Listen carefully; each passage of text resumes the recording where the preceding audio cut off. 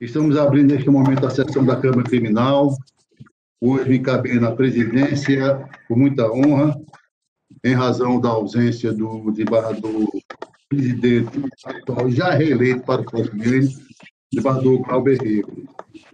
Então, cumprimento a todos, cumprimento ao eminente procurador e dou seguimento à sessão. Inicialmente, questionamos aos pares pela aprovação da ata anterior. Alguma observação? Aprovada. Desembargador Guedes. De acordo, Excelência. Aprovo também. Aprovado. Unanimidade também aprova. Proclama a unanimidade. Algum expediente, senhora secretária? Não há, Excelência. Positivo. Passamos, então, a comunicações e indicações. Quero dar boas-vindas ao doutor José Alves, quarto procurador de Justiça, que irá acompanhar a sessão e acredito pelo mês seguinte, um período que, naturalmente, ele irá comunicar. Saúde dos advogados presentes e apresento proposta, moção de congratulações ao excelente senhor desembargador Caio Alencar pela passagem do seu natalício, moção de congratulações ao excelente desembargador Ibanez Monteiro, também pelo seu natalício, moção de congratulações à desembargadora Judite Nunes, também pelo seu natalício, moção de congratulações à senhora Laura Holanda Maia, esposa do desembargador Deusdé, também pela passagem do seu natalício, e moção de congratulações à senhora Ana Célia Fagundes de Souza Pinheiro, esposa do desembargador Vivaldo Pinheiro, pela passagem ao natalício. E também, senhor eminente Paz, moção de congratulações aos profissionais da advocacia criminal pelo dia de ontem, 2 de dezembro, onde é celebrada o momento e o dia do advogado criminalista, onde se destaca a sua importância na defesa dos direitos e garantias fundamentais relacionadas à liberdade do ser humano. E, por fim, apresento também a moção de congratulações ao Dia do Delegado, que ocorre hoje. É um dia muito importante, instituído em 1841 por Dom Pedro II, através da Lei 261, de 3 de dezembro de 1841. Então, submeto essas moções, essas propostas aos desembargadores, para ver se deles concordam. Desembargador Gilson. Presidente, faltou Vossa Excelência dizer não somente os dias de aniversário dos desembargadores Ibanez, Caio, Judite. Só não está aqui na relação, mas a Ana vai fazer a pesquisa e complementará no ofício. É bom porque a gente fica sabendo, né? É isso. Eu estou de acordo com a proposta de Vossa Excelência. Desembargador Guedes. Me associo, senhor presidente, às moções de congratulações, em especial de rever meu amigo Zé Alves. Prazer revê-lo, Zé. Doutor Zé Alves, alguma manifestação? Excelência, eu me associo aos votos de felicitações que Vossa Excelência mencionou e aproveito a oportunidade também para agradecer o voto de boas-vindas proposto por Vossa Excelência em relação à minha presença e esclarecer que eu gosto muito de participar das sessões da Câmara Criminal, mas esse mês de dezembro eu participarei somente desta sessão, considerando que eu entrarei de férias dia 9, até de 9 a 18 de dezembro, e as sessões estão sendo realizadas às quintas-feiras. Caso contrário, eu iria participar de 2 sessões. Então, a minha substituta será a doutora Darcy de Oliveira, que também é muito querida, tanto por nós, Ministério Público, quanto pela magistratura. Agradeço, Excelência. Com certeza, Excelência. Boas férias. Realmente será substituída à altura. A doutora Darcy é uma pessoa excelente. Então, eu proclamo a aprovação das propostas formuladas e pergunto aos desembargadores se tem alguma proposta, alguma indicação. Não, presidente, nenhuma. Doutor Guedes, alguma proposta, alguma indicação? Nenhum, senhor presidente. Vamos prosseguimento. Passamos agora à ordem jurisdicional. Ana, o advogado que chegou primeiro, que está presente, vamos fazer o anúncio do processo que ele fará sustentação. O primeiro processo, desembargador, está aí em tela. Identifique, por favor, Ana. Habeas corpus 080-8753-80, impetrans Gamil, Obel, El, Hireste e outros, pacientes Elvira Baracuri, Baracuí, Cavalcante Presta e José Pinheiro. Ok, e outros, está certo. Qual advogado que está presente? É o senhor, o doutor Gamil Popel El Hiresh. Ok. Bom dia, doutor. Pode colocar na sala? Bom dia, Excelência. Então, o processo que Vossa Excelência é o advogado, já foi anunciado, e Vossa Excelência dispõe de 10 minutos. Muito bom dia, Excelência, eminente presidente, eminentes julgadores, ínclitos julgadores, eminente representante do Ministério Público. A satisfação e a elevada honra é minha de poder ocupar a tribuna de tão elevado e respeitável tribunal. Eminente presidente, eminente relator, cuida a presente ação mandamental de habeas corpus trancativo. Obviamente, a defesa conhece a jurisprudência no sentido de que habeas corpus trancativo é medida excepcional. Mas tenho absoluta convicção, eminentes julgadores, que as excepcionalidades estão presentes no caso vertente. Trata-se de uma ação penal que se tornou manifestação de injustiça diante, data máxima vênia, das absolutas e absurdas iniquidades processuais que se acometeram no primeiro grau. Eminente relator, eminente presidente, devo dizer que a matéria, ora tratada, é estritamente de direito. Nada há de revolvimento fático, pelo que a ordem pode e deve ser conhecida e no mérito concedido. Já aqui, adentrando o mérito da impetração, eminentes desembargadores, houve oferecimento pelo Ministério Público de uma denúncia por crime ambiental e havia a tramitação deste processo no primeiro grau quando houve a apresentação da defesa da peça de resposta preliminar. Nesse momento, eminente desembargador Saraiva Sobrinho, eminente desembargador José Alves, nesse momento, quando a defesa formulou um requerimento direcionado ao magistrado de piso, Sua Excelência, o juiz de piso, no dia 24 de outubro de 2016, profere uma decisão dizendo que o crime articulado na inicial não era doloso, e sim culposo. Eminente desembargador Saraiva, eminente desembargador José Alves, eminentes julgadores. Desta decisão, o juízo de primeiro grau, que considerou que o crime não era doloso e sim culposo, não foi manejado qualquer recurso por parte do Ministério Público. É dizer, operou-se preclusão pro judicato. Há coisa julgada desta decisão. E não é demais deslembrar que, no processo penal, a coisa julgada é absoluta pro réu. Há uma alteração de imputação fruto de decisão judicial, decisão que seria recorrível, da qual o Ministério Público não recorreu. Ato contínuo, eminentes desembargadores. Então, repito, não houve recurso desta decisão. Desta decisão, operou-se coisa julgada material. Ato contínuo, eminente desembargador presidente. As defesas postularam o reconhecimento da prescrição. Porque a partir do momento que o crime passou a ser culposo, e volto a dizer, em decisão irrecorrível, porque o Ministério Público quedou-se inerte, a partir deste momento, dali para frente, a defesa atravessou uma petição dizendo como houve alteração da pior das hipóteses, houve alteração do lapso prescricional, pelo que o crime está prescrito. Sua Excelência, o magistrado de piso, entendendo que o recebimento da denúncia foi feito por um juiz incompetente, não vislumbrou, ao ver da defesa adequadamente, a ocorrência de interrupção da prescrição e operou-se a prescrição da pretensão punitiva. É somente neste instante, eminente desembargador Saraiva Sobrinho, eminente desembargador José Alves, é somente neste instante que o Ministério Público maneja uma insatisfação, não, repito, em relação à alteração da imputação de crime doloso para crime culposo. Não em relação à alteração da imputação, porque isto permanece em recurso até hoje.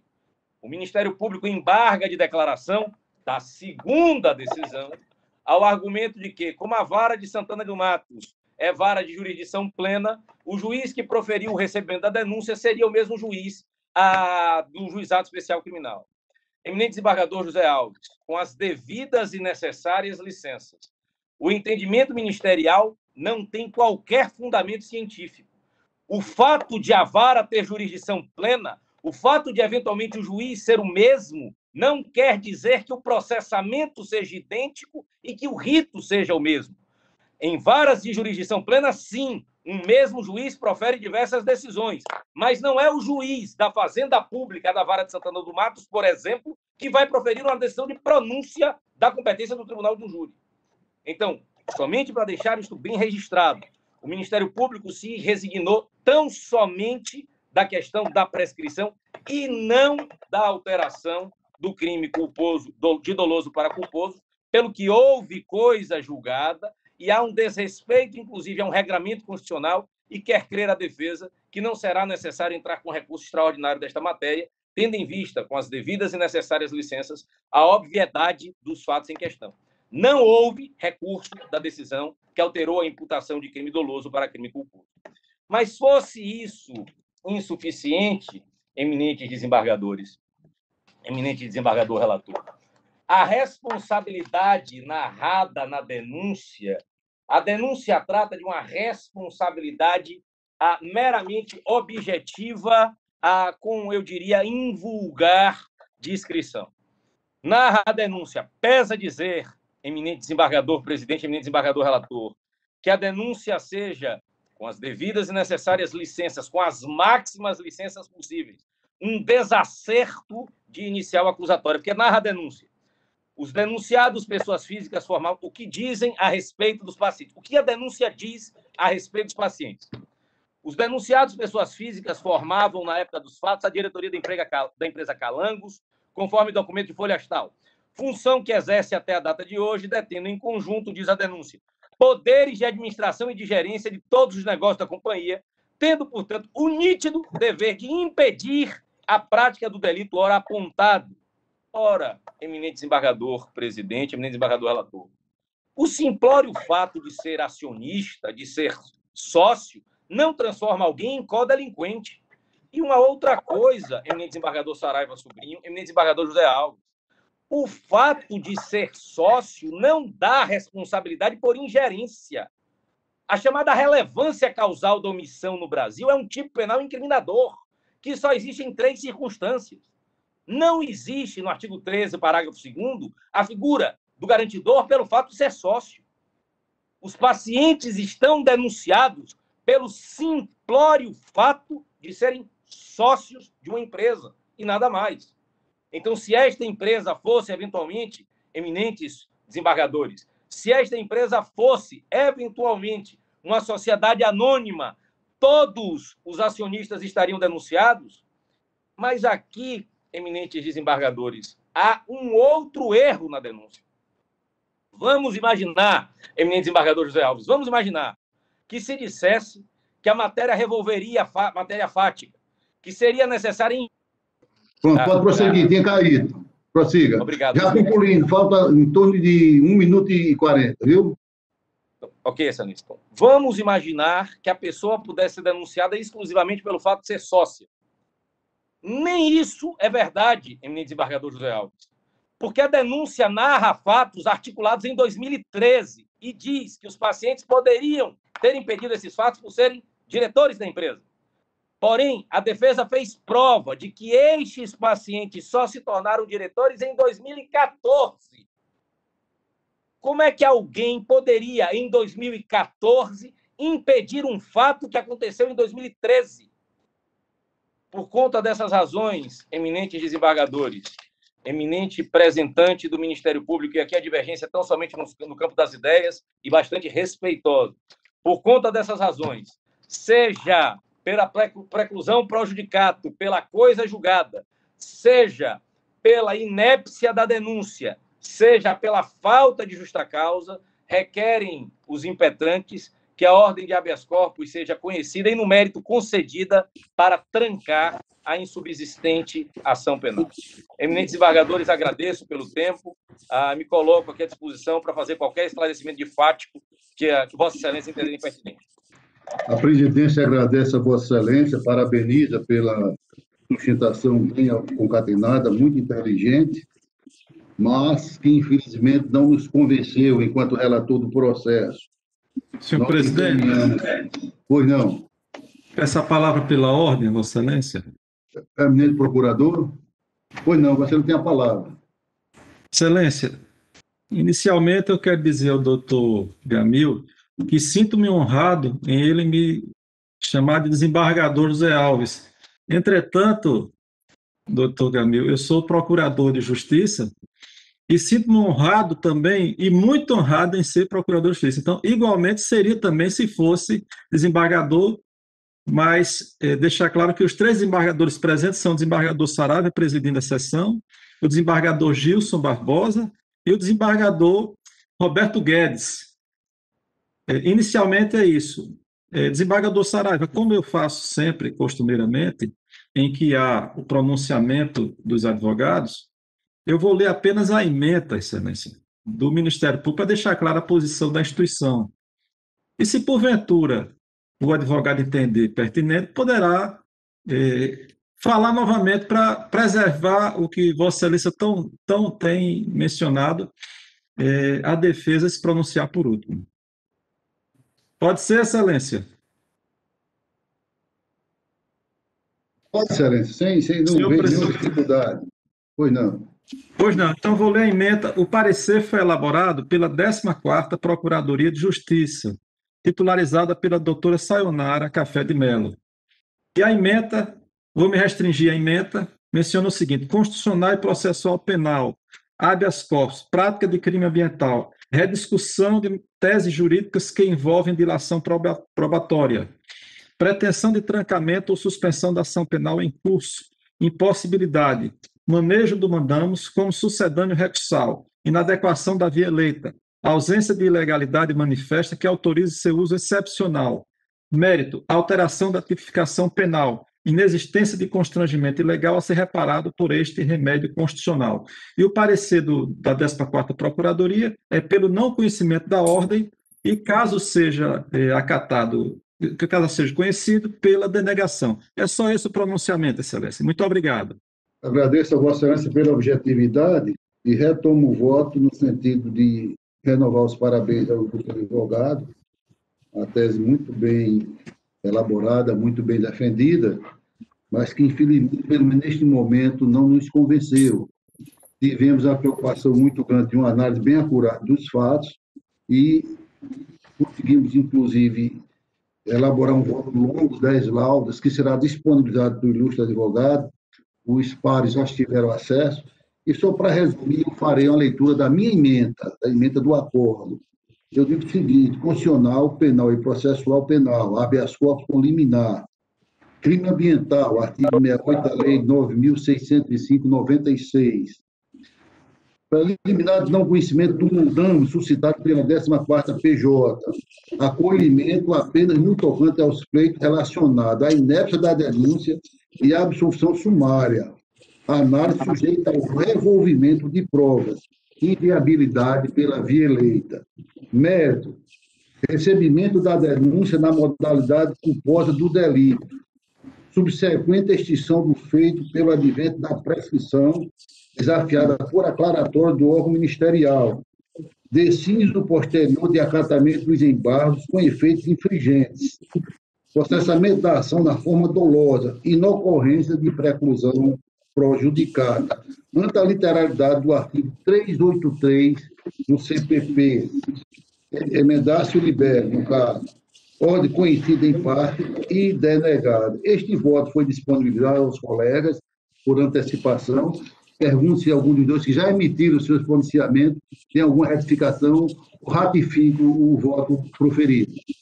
Senador Gilson. Acompanho integralmente o voto de Vossa Excelência. Doutor Guedes, Roberto Guedes.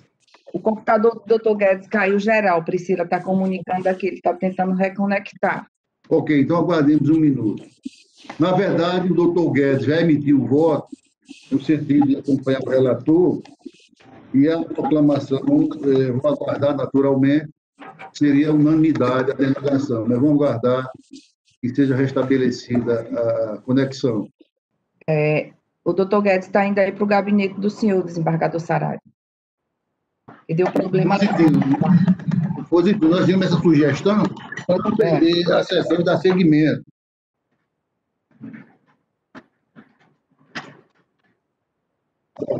Renovo, bom dia. Estamos retornando ao nosso trabalho. O doutor Guedes já se encontra no ambiente do gabinete e ele já voltou no caso do HC, onde foi denegada a unanimidade.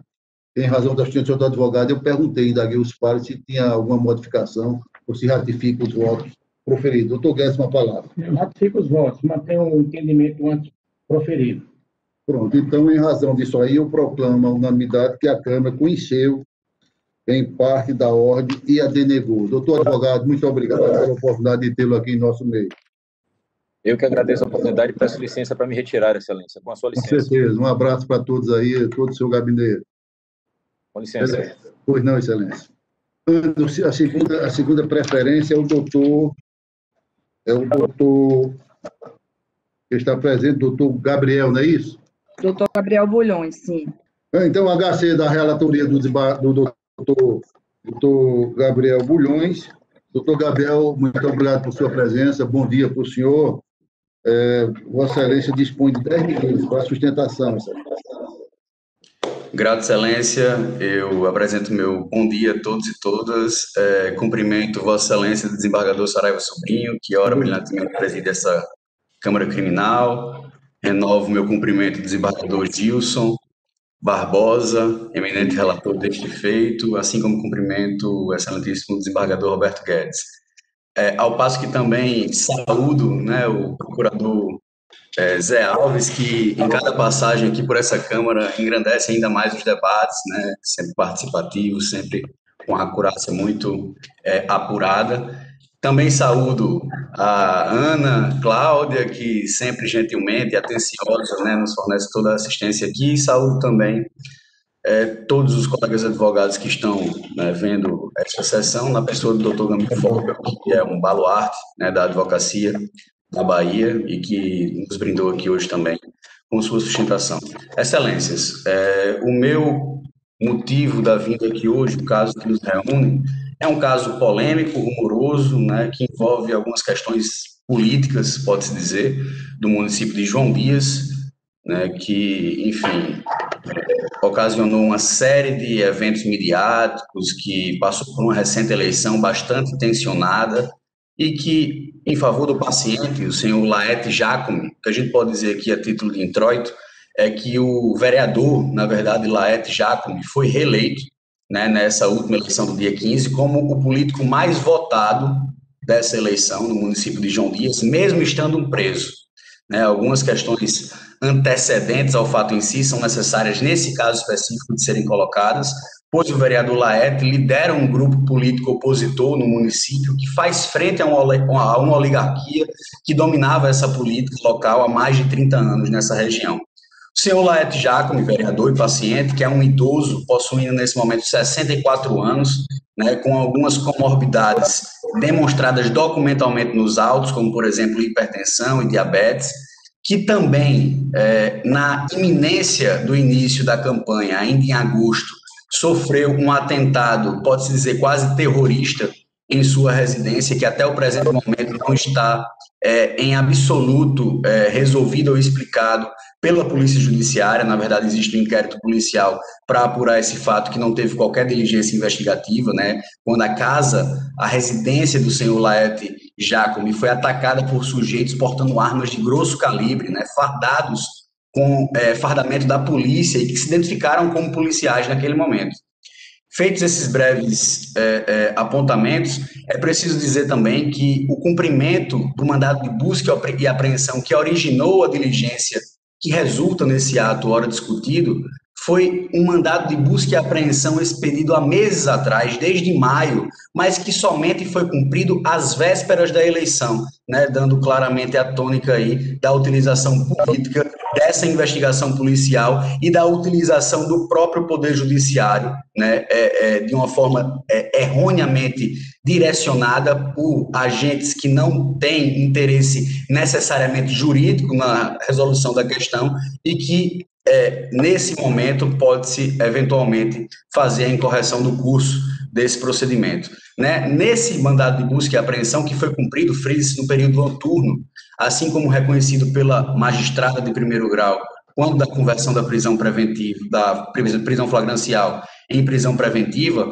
foi que houve a apreensão de 7 armas de fogo, sendo dessas 7 armas, 6 delas registradas e regularizadas, 3 em nome do senhor Laet e 3 em nome da filha dele, a Damária Jacome, que foi eleita vice-prefeita da cidade nessa última eleição do dia 15.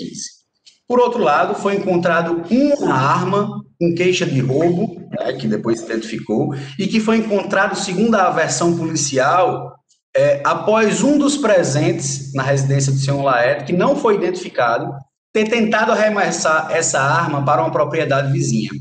Né? Essa prisão em flagrante foi convertida em prisão preventiva desde o dia 17 de outubro de 2020, e aí a gente tem, naquele primeiro momento, a imputação na nota de culpa dos tipos penais do artigo 180 do Código Penal, receptação, e do artigo 12 do Estatuto do Desarmamento, a posse irregular de arma de fogo. Por outro lado, quando a gente passa para a representação ministerial e para a decisão que converteu o flagrante em preventiva, nós vemos uma irregularidade gritante quanto à imputação dos delitos, pois foram, digamos assim, a reboque incluídos sem qualquer elemento de informação complementar, tanto pelo Ministério Público, num primeiro momento, que incluiu na sua representação os tipos penais do artigo 288, associação criminosa, 288A, milícia armada, e também o crime de organização criminosa da Lei 12.850.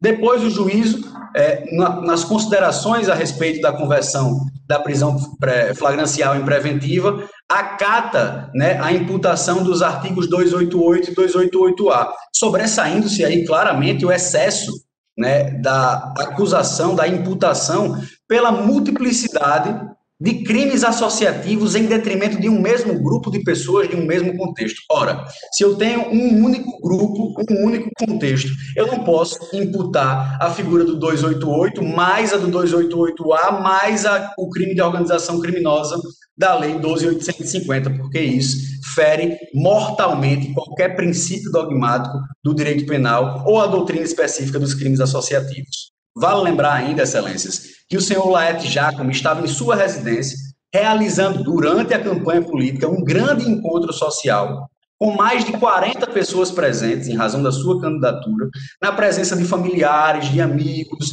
de alguns prestadores de serviço, quando foram surpreendidos pelo barulho das sirenes e das vozes que deram comando de abertura, que em tudo se assemelhavam ao que os bandidos que cometeram o atentado de agosto fizeram. Né? O temor do atentado anterior, portanto, fez com que todos os presentes pensassem estar vivenciando um segundo atentado, né, aos moldes do que foi aquele 1º de agosto. Então, excelências, fica muito claro o viés político em todos os atos que envolveram a presente situação. Né? A gente tem aqui alguns fundamentos jurídicos que podem, cada um por si só, ensejar a concessão da ordem, como, por exemplo, a nulidade do flagrante e o consequente relaxamento da prisão. A gente tem aqui uma abordagem no período noturno, atingindo frontalmente aí o artigo 5º, inciso 11º da nossa Constituição Federal, e ensejando, portanto, o relaxamento com base no artigo 310, inciso 1º do Código de Processo Penal. Por outro lado, nós temos uma ausência completa de fundamentação idônea, nós temos uma fundamentação insuficiente, genérica, que se prestaria a fundamentar qualquer outra decisão, a decretação de prisão em desfavor de qualquer outro cidadão brasileiro, né, inferindo de morte o artigo 93, inciso 9 da Constituição, e também o 489, parágrafo 2º, inciso 3º, que por aplicação subsidiária do CPC se aplica ao processo penal. E, portanto, basta ter uma simples leitura da decisão para perceber que não houve qualquer individualização da conduta de todos os 5 flagranteados naquela ocasião. Por outro lado, há uma ausência completa dos requisitos autorizadores da preventiva com relação ao paciente, o senhor Laet Jacome. Nós temos as características pessoais do vereador Laerte, que em tudo favorece, que a gente sabe muito bem que elas sozinhas não servem para afastar o decreto prisional, mas cotejando com os demais elementos, fica de bom alvitre essa consideração. Tem um bom convívio social, alta popularidade, foi reeleito o vereador mais votado, tem um abaixo-assinado com mais de 1.000 pessoas atestando a sua boa conduta, residência fixa, irretocáveis antecedentes criminais, renda lícita, né, tudo isso caracterizando o constrangimento ilegal na espécie. Por outro lado, o paciente é considerado grupo de risco, né, idoso, com 64 anos, quadro agudo de hipertensão e diabetes, e está sendo negado a ele o direito constitucional à saúde e também está sendo violada a proibição de encarceramento em condições degradantes, merecendo, portanto, a avaliação da substituição da prisão preventiva cautelar extrema por medidas diversas da prisão ou ainda pela fixação do regime de prisão domiciliar, seja com base na letra da lei do artigo 318 do CPP, seja com relação ao poder geral de cautela, que segundo o STF, no HC 184.010 de relatoria do ministro Edson Fachin, também se permite, e nesse sentido, Excelência, só para ressaltar os pedidos já anteriormente feitos, nós temos aqui um pleito subsidiário, né, onde inicialmente pugna-se pelo relaxamento da prisão preventiva em razão do reconhecimento da ilegalidade da deflagração flagrancial da operação policial. Por outro lado, há necessidade de revogação da prisão preventiva, seja pela insuficiência de argumentos de fundamentação do deciso que decretou a preventiva, que converteu o flagrante em preventiva, seja pela ausência de requisitos autorizadores e condições pessoais do paciente, que podem, inclusive, desbocar para uma substituição da cautelar extrema por medidas cautelares diversas, obviamente, ao alvitre de Vossas Excelências, para acautelar todo o processo. E, por último, nós temos a possibilidade também da conversão da prisão preventiva em uma prisão de regime domiciliar, seja através do próprio Código de Processo Penal, no artigo 318, seja através do Poder Geral de Cautela. Em tempo, agradeço imensamente a atenção, ao passo que me coloco aqui à disposição para explanar qualquer questão de fato que eventualmente possa ter passado desapercebida, e nesses termos peço e espero o deferimento dessa ilustre Câmara Criminal, Excelência. A presidência agradece a Vossa Excelência e passa a palavra ao ministro. Pois não. Eu peço a palavra pela ordem mais uma vez. Pois não, doutor. Eminente procurador. Como sempre faço, levando em consideração a manifestação oral do doutor Gabriel Bulhões, desde já saúdo, advogado que tem se revelado brilhante no seu trabalho. Não posso nem dizer que seja uma revelação, porque já faz alguns anos e o trabalho dele é muito reconhecido, todos nós conhecemos aqui. Então, saúde, doutor Gabriel Bulhões. E vou ler apenas, Excelência, a ementa do parecer que foi elaborado pela 2ª Procuradoria de Justiça, pela doutora Dacide Oliveira. Ementa constitucional e processual penal, habeas corpus, prisão preventiva pela suposta prática de posse irregular de arma de fogo e receptação. Artigo 12 da Lei nº 2.826 de 2003 e artigo 180 caput do Código Penal.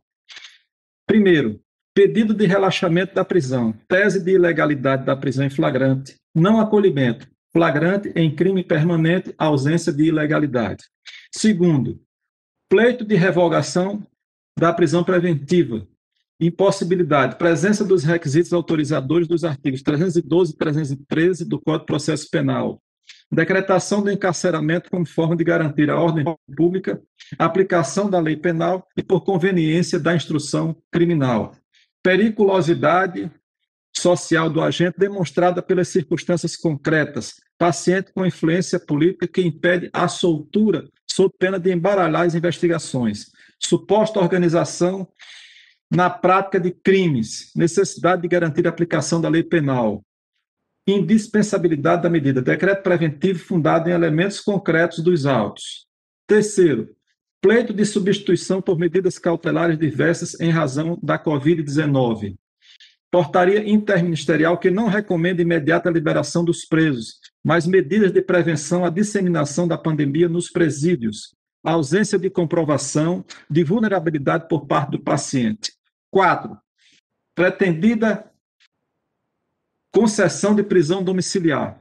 paciente portador de hipertensão, ausência de comprovação da impossibilidade de tratamento no estabelecimento, desnecessidade de concessão da prisão domiciliar. Quinto, pedido de cela especial, ausência de comprovação da inadequação do estabelecimento prisional, paciente em cela proporcional à prerrogativa, manutenção da prisão que se impõe. O parecer é pelo conhecimento e denegação da ordem. Excelência, como tenho feito, Vossa Excelência tem zelado desta forma, se porventura o advogado entender pertinente, poderá utilizar a palavra mais uma vez, levando em consideração a manifestação por último da defesa. Só isso, Excelência. Muito obrigado.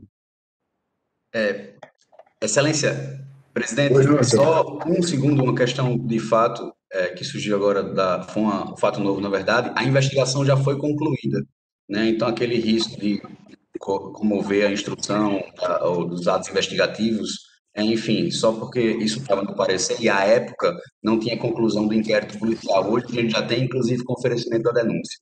É só isso. Muito obrigado. Muito obrigado, Excelência. Cumprimento Vossa Excelência pela apresentação.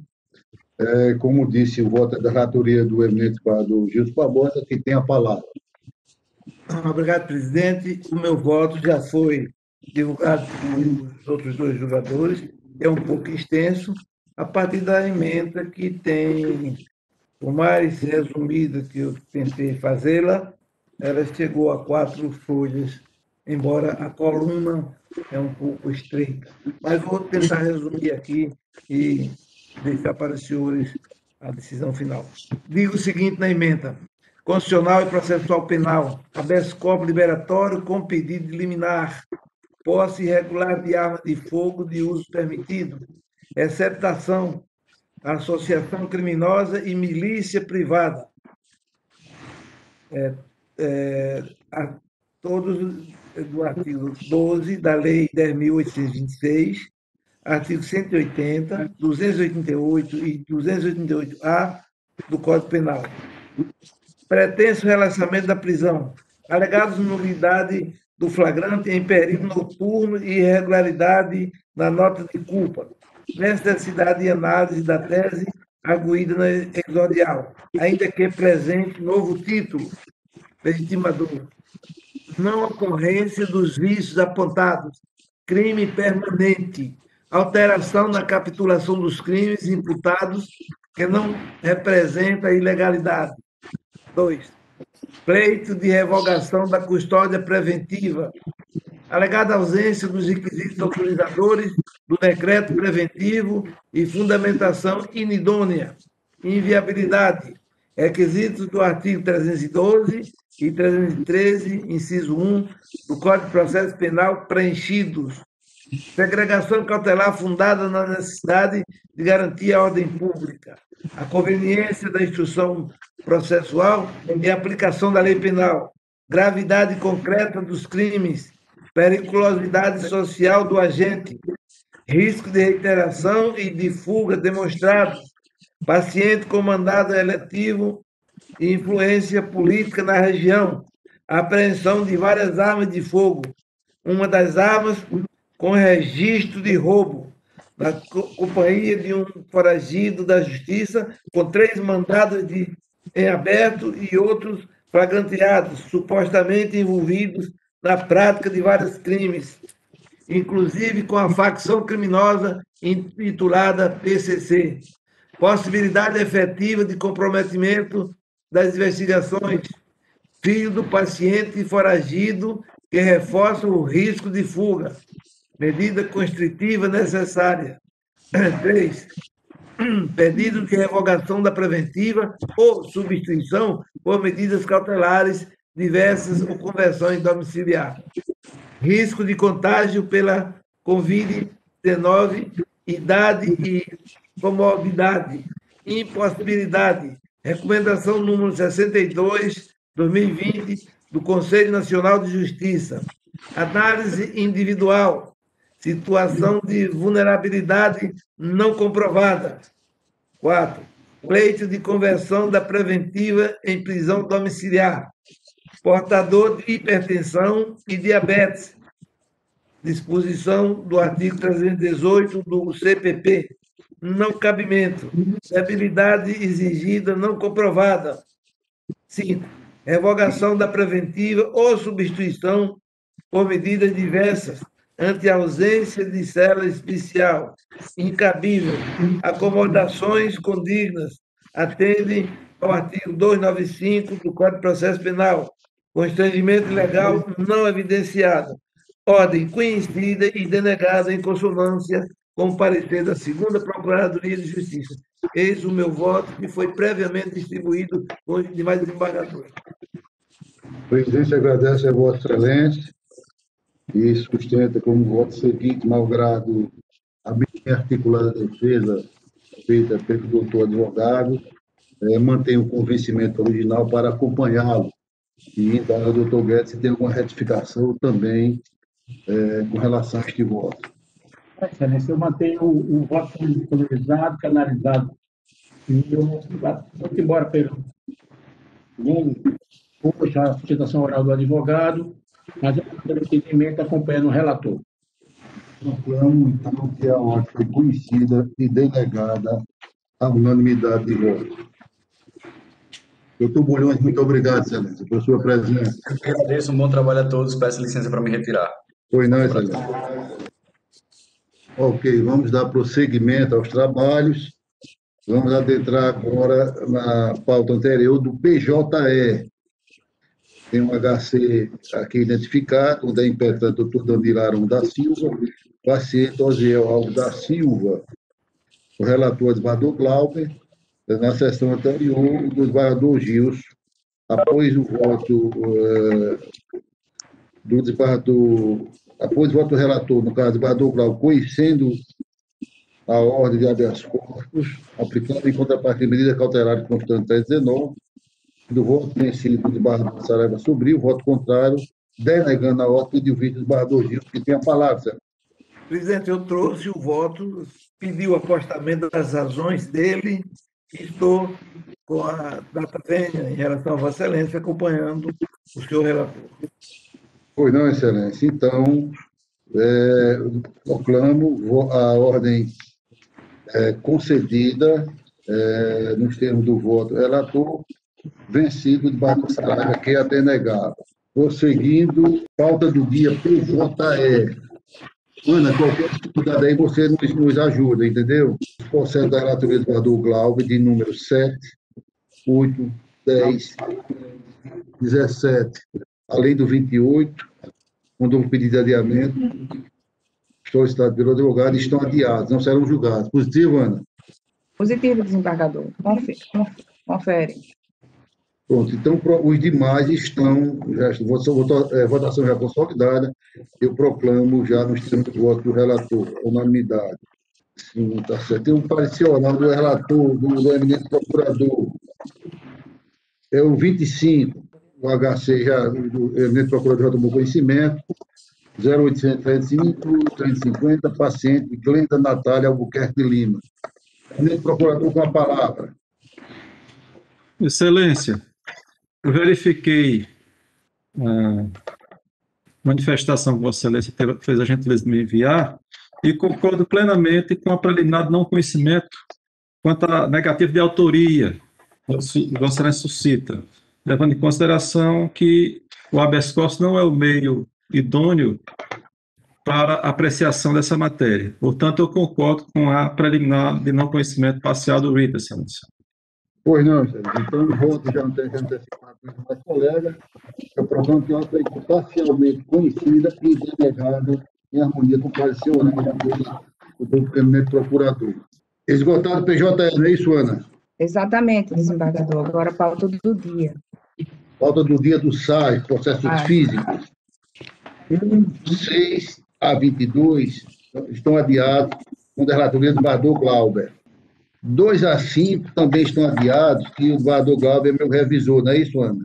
Confere, Okay, Ana? desembargador. Confere, desembargador. Pronto, então apregou os recursos 24 e 25 da relatoria do desembargador Gilson. O desembargador Gilson vai falar. Também, presidente. 23 também. 23 também. É porque o 23 é sigiloso, Sérgio. Mas não tem sustentação oral, não, né? Não. Não, tem não. Então, como é, Vossa Excelência pode Eu estou observando aqui na anotação que o 23, 24 e 25, 23 e 24 houve voto no sentido de descobrimento, foi acompanhado pelos demais votantes, ok, desembargador Gilson? Correto. E o 25, que é a PECLIN 2020-1101, movimento parcial também, acompanhado da unanimidade. Positivo? Então, proclamados 23 e 24. Pronto. Ok, então está esgotada a pauta assim, não é isso, Ana? Tem mais algum processo mesmo, Bador Gilson, Bador Guedes? Não, presidente. Pronto. Retorno à ordem administrativa, se tem alguma comunicação que o senhor tenha a fazer. Minha parte nenhuma. Bador Guedes. Só para comunicar que na próxima semana eu estarei de folga e não participarei da sessão da Câmara Criminal, porque tinha um processo vinculado no desembargador Saraiva, ficando a minha participação na outra sessão, que será no dia 17 de dezembro. Positivo. Vamos analisar a situação, como é que será feita a sessão. Acho que tem convocação, né, de colega desembargador, mas nós faremos isso em seguida. Então, agradeço a todos, doutor Zé Maria, muito obrigado pela sua participação sempre importante nessa tela. Pois não, doutor Zé Alves. Senhor presidente, posso falar pela ordem? Pois não. Para desejar a todos um Feliz Natal e um excelente Ano Novo, tendo em vista que essa é a única sessão que participarei esse mês. Aproveito para mandar um abraço especial para o doutor Roberto Guedes. Fazia algum tempo que eu não o vi, nós trabalhamos juntos em sucessões durante alguns anos. Desembargador Gilson durante muitos anos. Desembargador Guedes, acredito que em 5 anos ou coisa assim. Então, um abraço para ele. Para Vossa Excelência, senhor presidente também, desembargador Saraiva, desembargador Gilson, um abraço também. Ana Cláudia, um abraço muito especial também, sempre muito solícita e sempre auxiliando, me ajudando bastante com relação à atuação nessa Câmara Criminal e a todos os demais que compõem e estão presentes aqui. Muito obrigado pela participação e um abraço a todos. Pois não, Excelência, boas férias, muito obrigado pelas felicitações, aproveite bem. Ana, alguma colocação, algum expediente chegou de última hora, não? Só agradecer ao doutor José Alves e não, desembargador. A sessão hoje foi um pouco, mas foi problema realmente de sistema, alguma coisa de computador. Mas está tudo bem, graças a Deus. Mas os problemas existem para a gente resolver. Graças a Deus deu tudo certo. Quinta-feira, não tem previsão de tempo, sessão normal, né? Sessão normal na próxima quinta-feira, dia 10, está programada com a presença do desembargador Amilcar Maia, convocado. E no próximo dia 17 também será a nossa última sessão do ano de 2020, com a presença do desembargador Amilcar Maia, em substituição também do desembargador Glauber Rico. Positivo. Um abraço a todos, muito obrigado. Obrigado a Deus por este momento, essa realização desse trabalho profícuo.